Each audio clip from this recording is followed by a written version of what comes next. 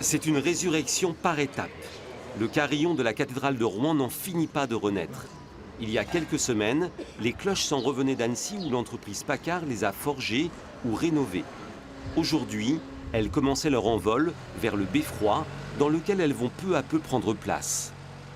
Top Florian, tu descends doucement ma poule, descends doucement. Les deux pionnières, Agnès et Germaine, ne sont pas passées inaperçues et leurs anges gardiens non plus. Ça fait drôle, c'est vrai qu'on n'est pas habitué. Parce que notre métier, on n'est pas très vu. C'est vrai qu'on fait des chantiers assez cachés ou en sécurité vraiment, mais là on n'a pas le choix. Tout le monde nous regarde, tout le monde est à côté et c'est vrai que ça fait chaud au cœur. Les gens sont contents de voir, prennent des photos, nous demandent plein de renseignements. Et c'est vrai que c'est assez sympa. Moi j'aime bien. Il y a plus de 20 ans qu'on ne l'a pas entendu, mais le carillon de la cathédrale de Rouen retrouvera sa voix très prochainement. Avant sa longue pause, il était installé dans la tour de Beurre. Son déménagement dans la tour Saint-Romain le rendra enfin accessible aux visites du public.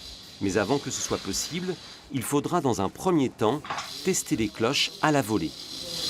La deuxième étape, ce sera le branchement du carillon avec ses claviers, qui est un moment très émouvant, puisque quand le carillonneur va jouer son premier air, eh bien on va vraiment voir que le carillon est en phase finale et c'est vraiment très, très émouvant.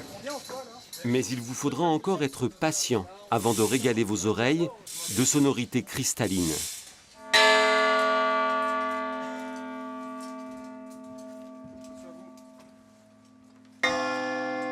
L'inauguration officielle de l'instrument est prévue le 17 septembre prochain.